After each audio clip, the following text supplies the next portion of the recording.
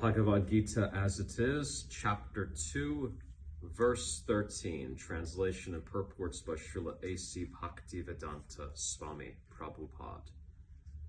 Dehinosmin yata dehe, kaumaram yovanam jara tata dehantara praptir dhiras tatra na muhyati. Translation.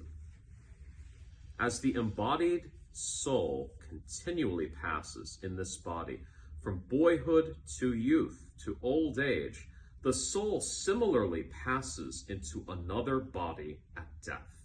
The self-realized soul is not bewildered by such a change.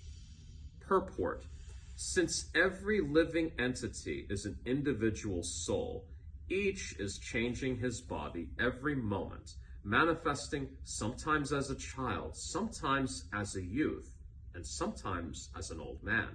Yet the same spirit soul is there and does not undergo any change. This individual soul finally changes the body at death and transmigrates to another body.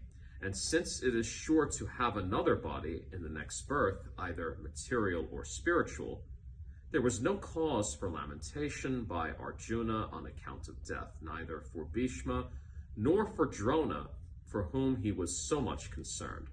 Rather, he should rejoice for their changing bodies from old to new ones, thereby rejuvenating their energy. Such changes of body account for varieties of enjoyment or suffering according to one's work in life. So Bhishma and Drona, being noble souls, were surely going to have either spiritual bodies in the next life, or at least life in heavenly bodies for superior enjoyment of material existence. So, in either case, there was no cause of lamentation.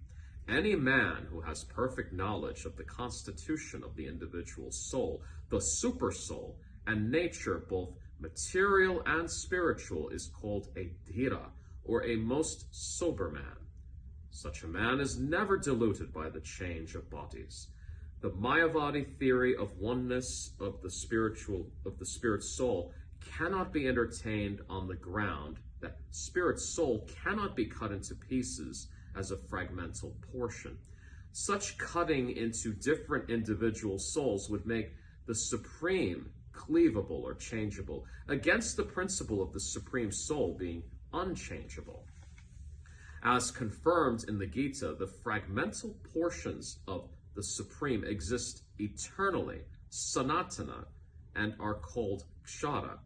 That is, they have a tendency to fall down into material nature. These fragmental portions are eternally so, and even after liberation, the individual soul remains the same, fragmental.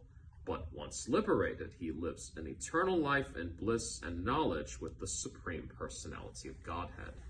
The theory of reflection can be applied to the Supersoul, who is present in each and every individual body and is known as the Paramatma, who is different from the individual living entity. When the sky is reflected in water, the reflections represent both the sun and the moon and the stars also.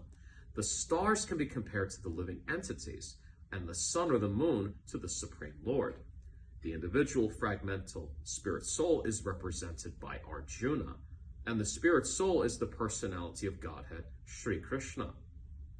They are not on the same level, as it will be apparent in the beginning of the 4th chapter.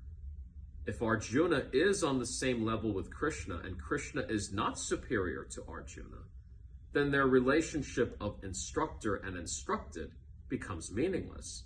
If both of them are deluded by the illusory energy Maya, then there is no need of one becoming the instructor and the other the instructed.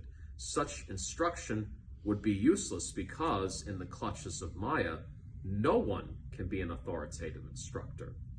Under the circumstances, it is admitted that Lord Krishna is the Supreme Lord, superior in position to the living entity. Arjuna, who is forgotten soul, deluded by Maya.